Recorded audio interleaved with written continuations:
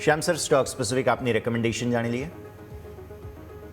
Stock સ્પેસિફિકમાં યશજી આજે આપણી પાસે એક રિયાલિટી સેક્ટરથી ગોદરેજ પ્રોપર્ટી સારો લાગે છે. અને આપણે અગર મોટા ટાઈમ ફ્રેમ ઉપર જોઈએ, વીકલી ચાર્ટની વાત કરીએ તો વીકલી ચાર્ટ ઉપર સ્ટોકે જ એક વખત બ્રેકઆઉટ આપ્યું હતું, લગભગ આપણે ડિસેમ્બર 2023માં 1950ની રેન્જનું, અને ત્યાંથી એક સારી એવી રેલી બતાવીને એના પ્રીવિયસ ઓલ ટાઈમ હાઈ 2600ની રેન્જની ઉપર પણ ક્લોઝ કરે, મુવમેન્ટ આપીને 3400ના લેવલ સુધી એકવાર સ્ટોકે મુવમેન્ટ બતાવી હતી. પણ એના પછી આપણે જોઈએ જાન્યુઆરી 2024થી સ્ટોક જે છે કન્ટિન્યુઅસ થોડું ઘણું નીચેની તરફ આવતું જાય છે અને કરેક્શન બતાવે છે.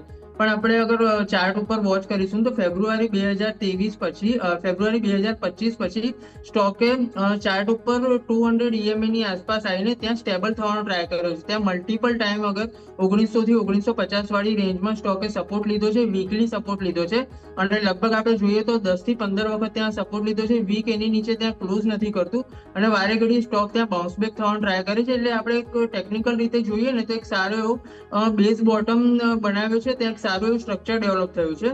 અને સ્ટોક ઉપરથી અગર જોઈએ તો એક સારી એવી ટ્રાયંગલ પેટર્ન બનાવવાનો ટ્રાય કરે છે. બિલકુલ ટેક્સ્ટબુક વાળી પેટર્નનું અહીંયા ડેવલપમેન્ટ થતું હોય એ રીતનું દેખાઈ રહ્યું છે. તો અને આ વીકનું પણ અગર લો જોઈએ તો 200 EMA ની આસપાસ જ છે. સ્ટોક અત્યારે 2108ની આસપાસ ટ્રેડ કરે છે. 2110નું આપણે બાઇંગ ઝોન ધ્યાનમાં રાખીને અત્યારનો હમણાંના પોઈન્ટ ઓફ વ્યૂથી સ્ટોપ લોસ આપણે થોડું દૂર રાખીશું. 1900 અને 1930ની રેન્જને આપણે સ્ટોપ લોસ તરીકે ધ્યાનમાં રાખીશું. ઉપર 2350 થી લઈને 2500 સુધીની જગ્યા છે. એક વખત સ્ટોક આ ટ્રાયંગલ પેટર્નની બહાર આવી જાય અથવા બીજા એક બે વીક પછી એનું એક કન્ફર્મેશન આવી જાય તો આપણો સ્ટોપ લોસ આપણે ટ્રેલ કરીને 2000 સુધી પણ લાવી શકીએ છીએ.